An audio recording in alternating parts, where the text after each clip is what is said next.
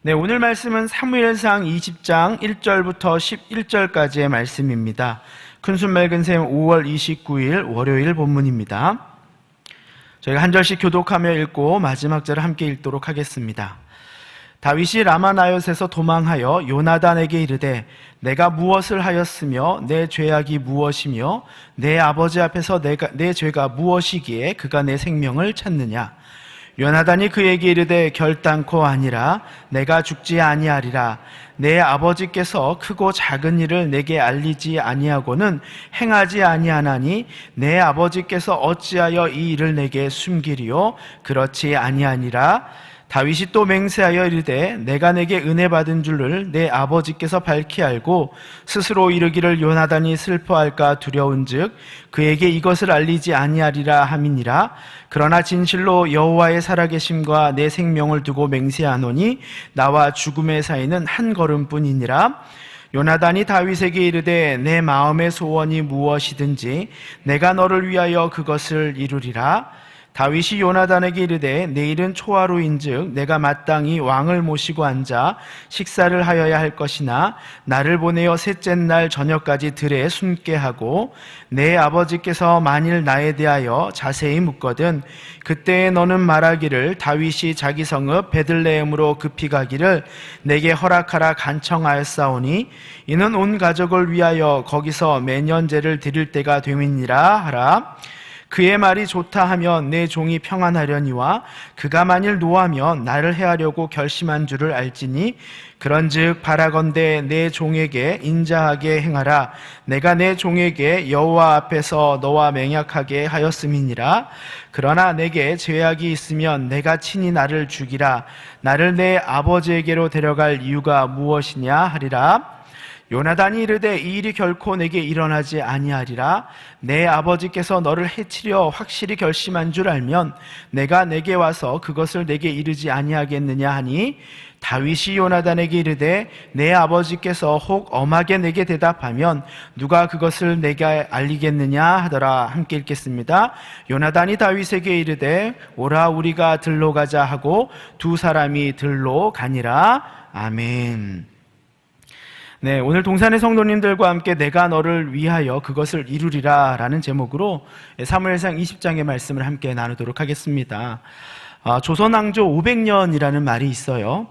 단일 왕조로서 오랜 시간 지속되었던 이 조선이라는 나라의 흥망성쇠를 지칭할 때 쓰는 말입니다. 이 조선이 지속된 500년이라는 시간 동안에 무려 27명의 왕이 다스렸다라고 해요. 평균적으로 19년의 짧은 재위 기간을 가졌다라고 합니다. 그 중에 영조와 같이 50년을 넘게 왕위를 가진 사람도 있지만 인종처럼 7개월 만에 왕위를 빼앗긴 왕조도 있었다라고 해요. 1년에서부터 3년 미만을 이 재위 기간을 가진 왕들이 전체 왕의 3분의 1 정도가 된다라고 합니다. 가족이면서도 서로가 권력을 가지고자 싸웠던 이 왕들의 비참한 모습을 그 역사는 우리에게 보여주고 있는 것이죠. 권력을 빼앗고자 하는 자는 역모를 도모하였고 빼앗기지 않으려는 자는 역적을 잡아 죽여야만 했습니다. 오늘 본문에서도요, 모든 것을 가지고 있음에도 자신의 자리가 빼앗길 것을 두려워하여 자신의 사위인 가족인 다윗을 죽이려는 이 사울의 모습을 우리가 본문 가운데 보게 됩니다. 그리고 성경은 아무런 힘도 없이 이제는 도망자 신세가 되어버린 다윗의 처량한 모습을 우리에게 보여주고 있습니다.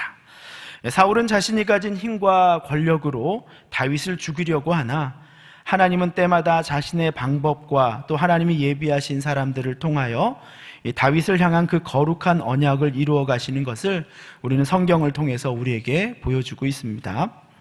오늘 본문에도 다윗을 돕는 자, 그 요나단에 대하여 성경은 기록하고 있습니다.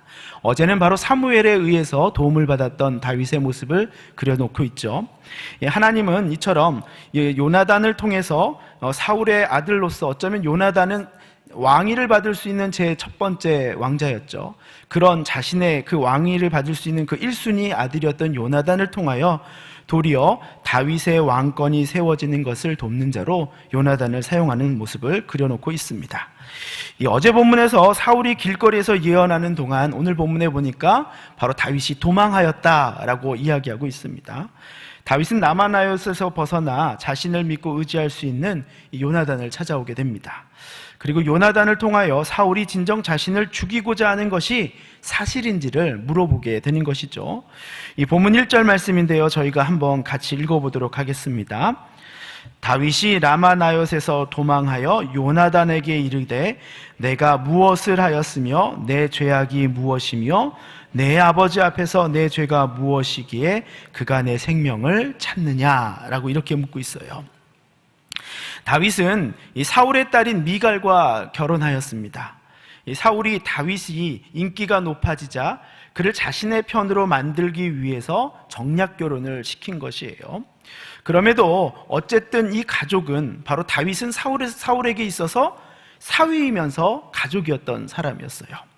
그런 다윗을 장인어른이 죽이려고 한다는 것은 다윗에게는 생각할 수도 없는 일이며 또 믿을 수도 없는 너무나 비참한 상황인 것이죠. 그래서 다윗은 자신의 처지를 가리켜서 이렇게 이야기하고 있는 거예요. 3절 후반절에 보니까 뭐라고 말해요? 나와 죽음의 사이는 한 길뿐이라. 내가 지금 죽을 길에 바로 앞에 다다라 있다 이라는 거예요.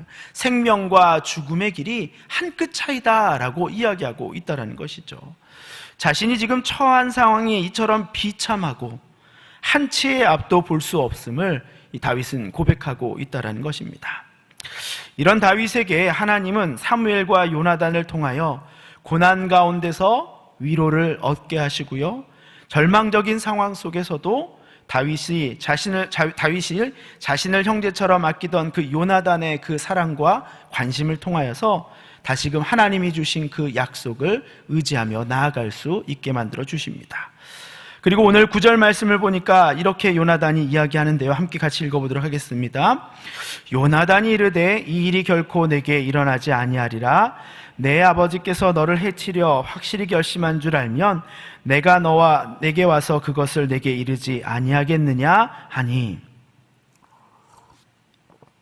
요나단은 그를 전심으로 위기에 빠진 다윗을 돕고자 하였고 다윗을 왕으로 세우고자 하시는 그 하나님의 뜻에 순종하는 모습을 보여주고 있습니다.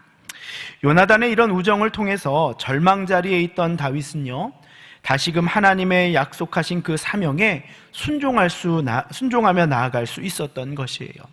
이 한 사람의 위로가 한 사람의 생명을 구원하는 아름다운 공동체의 모습을 우리에게 보여주고 있다라는 것이에요. 우리나라가 전쟁의 아픔을 겪고요, 이렇게 빠르게 선진국의 반열에 올라선 것은 이 세계 역사에 유례가 없을 정도라고 해요.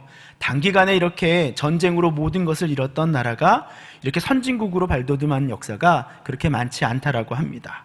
그만큼 빠르고 급박하게 사회가 변해왔다라는 말이죠. 그러나 이런 화려하고 급속한 발전과 함께 이 사회적인 질병과 아픔도 함께 늘어났다라고 얘기를 해요.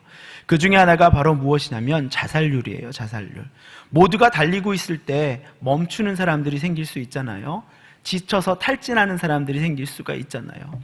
그러다 보니까 선진국 OECD 중에서 한국이 안타깝게도 자살률 1위를 하고 있다라고 해요. 시간으로 본다면 30분에 한 명이 자살을 선택하고 있다고 합니다. 하루에 거의 50여 명의 사람이 자살을 하고 있는 거예요. 이처럼 모든 것이 빠르게 변하는 시대 가운데 누군가는 인생의 달리기를 포기하는 사람들이 매일 늘어나고 있다는 사실이에요.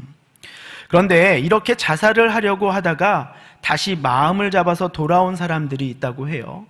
그들이 공통적으로 하는 이야기가 무엇이었냐면, 그것은 자신이 죽으려고 했을 때, 자살하려고 했을 때 자신의 마지막 말을 들어준 사람들이 있었기 때문에 자살이 아니라 살자를 선택할 수 있었다라는 이야기를 합니다. 자신들의 이야기를 들어주며 자신의 아픔에 공감해 주었던 한 사람 때문에 그들은 죽음의 유혹을 버릴 수 있었다라는 것이에요. 힘들고 포기하고 싶을 때 그들과 함께 마음을 나누어준 진실한 만남이 그들에게 다시금 살고자 하는 힘이 되었다라는 말입니다. 오늘 우리는 다윗과 이 요나단의 모습을 통해서 절망에 빠진 그 다윗이 어떻게 다시금 하나님의 사명을 다시금 마음에 순종하며 나아갈 수 있었는지를 우리는 보게 됩니다. 이제 설교를 마치도록 하겠습니다. 오늘 본문에서 다윗은요, 모든 것을 포기하고 싶을 만큼 지치고 자포자기한 모습을 보여줍니다. 그러나 그런 다윗에게 하나님이 주신 믿음의 동역자였던 요나단을 찾아가게 하시고, 그를 통해 하나님은 다윗을 다시금 회복시키시고 위로하시는 모습을 보게 됩니다. 다윗이 믿고 찾아갈 수 있었던 요나단과 같은 공동체가 있었기 때문에, 사무엘과 같은 공동체가 있었기 때문에 그는 모든 핍박과 죽음의 공포와 억울함 속에서도 하나님이 자신을 부르신 사명에 충성할 수 있었던 것입니다. 여러분은 여러분 삶에 어렵고 힘든 일이 생길 때 누구를 찾아가십니까?